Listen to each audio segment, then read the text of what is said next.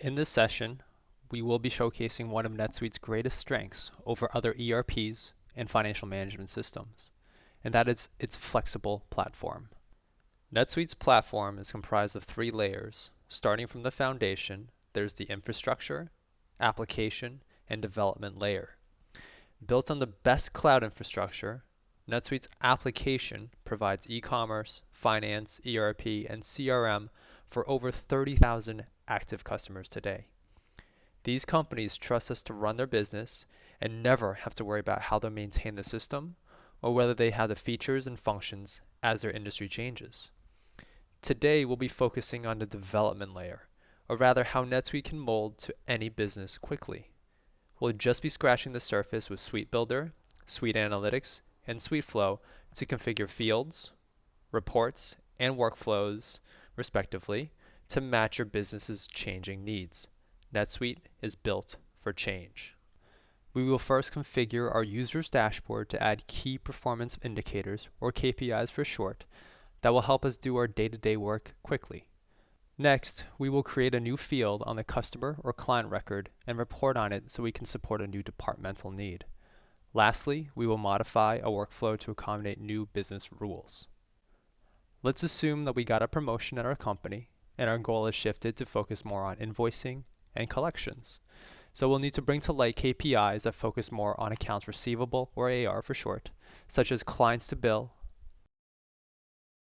and overdue invoices, as our management business objectives, or MBOs, may be tied to how quickly we can shrink these exceptions. These KPIs will lead to a list of exceptions so we can act on them. We can also add reporting metrics like outstanding receivables to our list and throw on a KPI meter to compare against baselines or prior periods.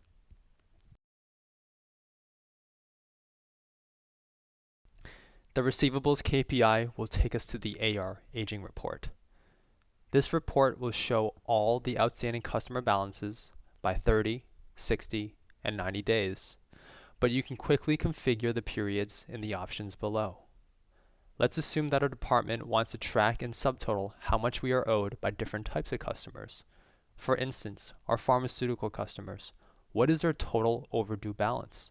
Which vertical takes the longest to pay us so that we can devise a strategy to shrink it?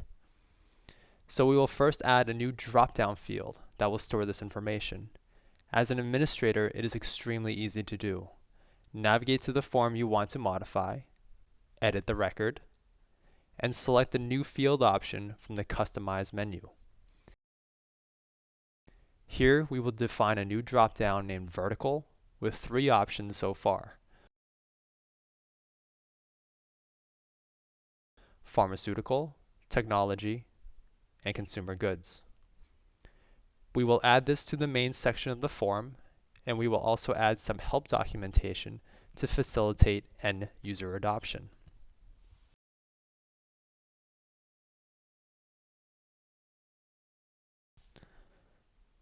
Now we refresh the form and the new field is available. We can modify the form later to change the field's placement, but that is how fast and flexible it is to configure new fields.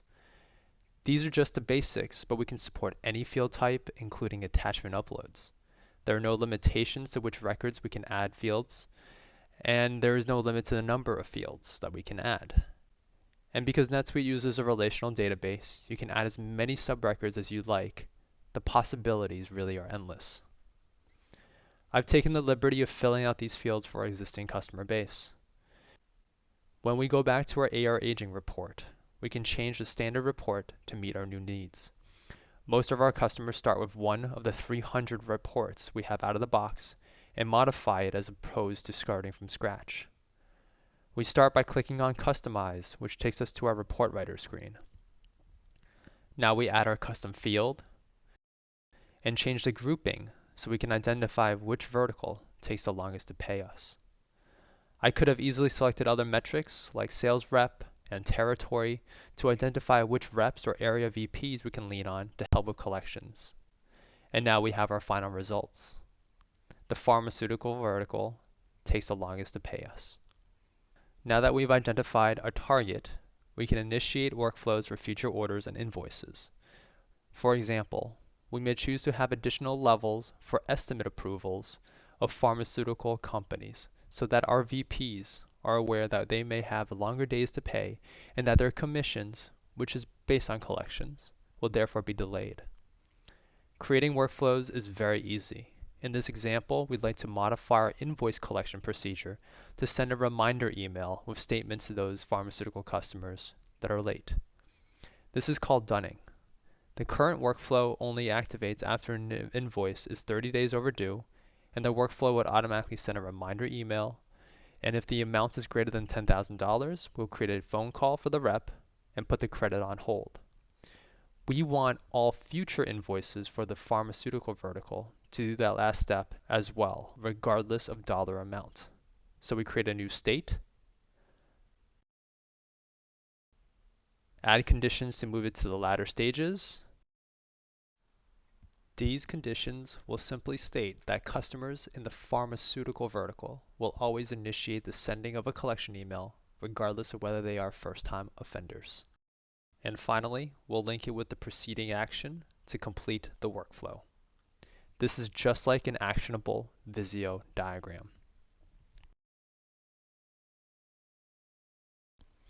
In this all too common example, we've walked through how our end user can configure his or her dashboard to add new KPIs, support his or her new duties, how an administrator can create new fields and modify reports to support a department's new needs, and how the same administrator can configure a workflow process to take into account new business processes. The true power of NetSuite is that its platform can support your agile business. Other ERPs and financial management systems will struggle to do that. What I've just shown here is sampling of the NetSuite platform. To find out more about how NetSuite can help your business, please visit netsuite.com/platform.